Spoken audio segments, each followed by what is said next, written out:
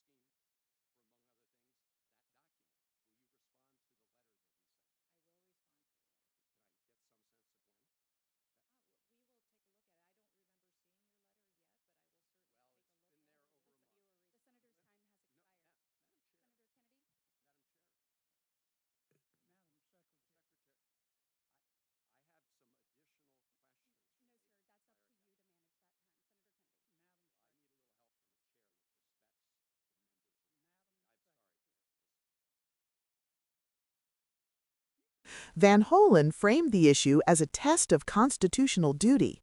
He reminded the committee that Secretary Noem had pledged to uphold the Constitution and pressed her for a direct yes or no answer.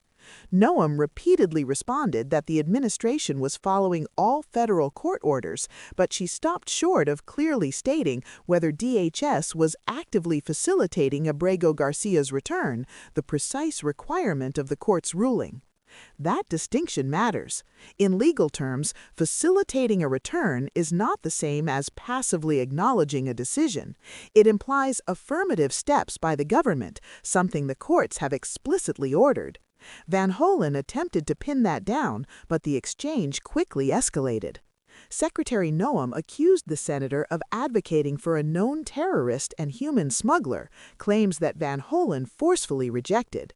He responded with facts from the case record, pointing out that an immigration judge in 2019 ruled Abrego Garcia should not be returned to El Salvador because his life would be in danger.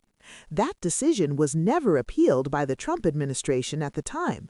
As a result, Abrego Garcia received a work permit and lived and worked legally in the United States.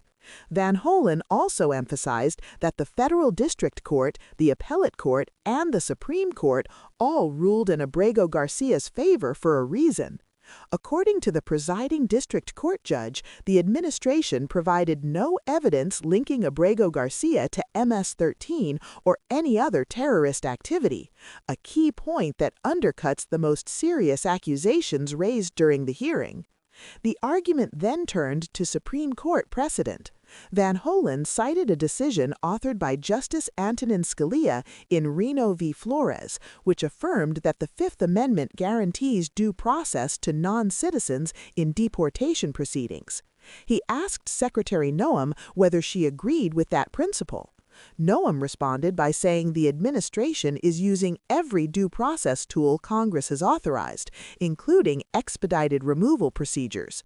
Van Hollen pushed back, reclaiming his time and stressing that the question was not about policy preferences, but compliance with a clear and unanimous Supreme Court ruling.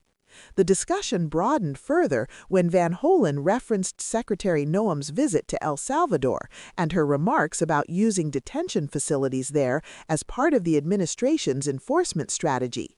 He noted reports that the U.S. government is paying the government of El Salvador to detain individuals, including some whom U.S. ports have found were removed unlawfully.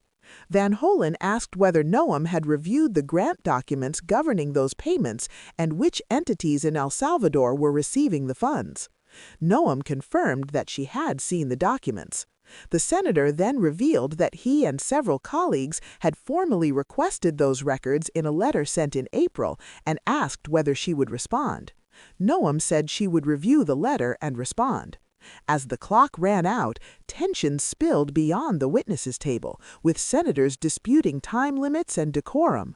But the core issue remained unresolved in the hearing room, whether the executive branch is fully honoring not just the letter but the spirit of a Supreme Court decision that left no room for ambiguity. This exchange highlights a critical lesson for viewers. Immigration debates often focus on politics, but underneath them lies a legal framework built on court rulings, constitutional protections, and precedent that applies regardless of public opinion. When courts speak unanimously, the expectation in a constitutional system is compliance, not reinterpretation. We will continue to follow this case closely and explain what happens next, because the outcome could shape how far executive authority extends when it collides with judicial power. If you want clear, contextual reporting that goes beyond the sound bites, subscribe to this channel and stay with us.